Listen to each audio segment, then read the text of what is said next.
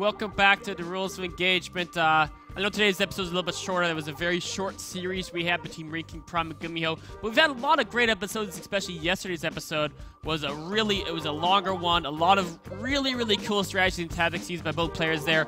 And if you ever miss any of our content, you know, or you have a short episode, you're like, you know what, I need more. We've got plenty more for you. YouTube.com/official MLGSC2. Go over this side over here and you can scroll around. All of our content gets up within an hour or two on, 1080p quality, Seed vs. Sniper game 2 parts 1 and part 1 right here, and then game 2 part 2. These are both really great segments. Check those out. If you missed the actual match from Ranking Prime vs. Gumiho, catch it all here. In fact, if you miss any match, get a playlist. You can click Winter Season Showdowns. They're all right here. Well, they'll all be right there. It takes a little while to load the page, but they're all right there. All of our content, youtube.com/official MLGSC2. So I've got a question. What people ask me is, you always say to use Widow Mines to defend Hellbat drops, but how do I do that when I don't know exactly how to place them? The medevac can come from anywhere. I can only get about 4 Widow Mines out by the time it comes in, and I don't want to kill all my own SCVs as well. So the defense is tricky, right? It's not obvious because the medevac can just teleport pretty much wherever it wants. So one thing I'm going to do, I'm just going to give you guys a little bit of a show on, let's say, where your base is, right? Let's say your base can be attacked from, like, usually 3 directions, right? Or Coral City, yeah, you got about 3 directions. So your main base will be up here, right? This is where the money is, the main base, right? And the medevac can come in from anywhere around your base, right? So where do you place those Widow Mines? You should be able to have at least 2.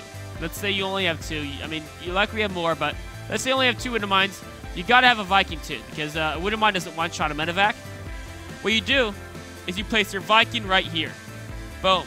Let's say your opponent's below you, right? Because you're at the top. Your Viking right here. This is Viking. And then you place a mine here. And you place a mine here. And now what does this do? Right? Well, wherever they attack, right? If they attack on the right side, the mine hits it, and all you have to do is you have to run with your Viking right here. Boom. One shot, you'll knock him out, right? What's another option? He comes in from this way. The mine hits it. You run with your Viking right here. One shot, you knock him out.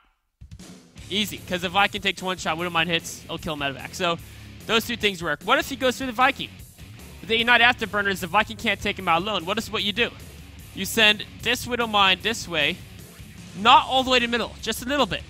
You gotta learn to range this Widow Mine this way, and you plant them right here. And you plant them so that their range is, right? Let's say this is their range.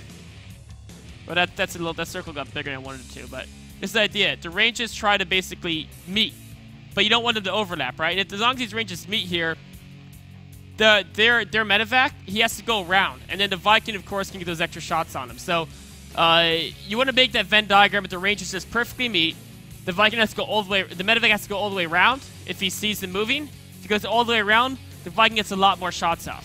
And as soon as you can prevent that medevac from getting access into your middle line, it's a much easier situation because all you gotta do is just you can run to SCVs. They can't drop them on top of you. And once the medevac's out of the picture, you can put the Widow Mines in position to knock out those Hellbats. You can kite with your own Hellions. You can kite with Mars and Concussor Shell. Kite with a Siege Shank. Even kite with Landed Viking. So, but you gotta do that positioning. You can't let the medevac get into your middle line. Once it does, it's a little bit tricky. You have to lose mine time at the very least. Anyways, thank you guys for watching Rules of Engagement. Tune in on Sunday at 5 p.m. Eastern. It's going to be MC versus Alive. No Rules of Engagement on Sunday, but Monday is going to be a great match. Tasia versus Violet on Monday, and after that, there will be the Rules of Engagement. Thank you guys for watching. See you on Sunday.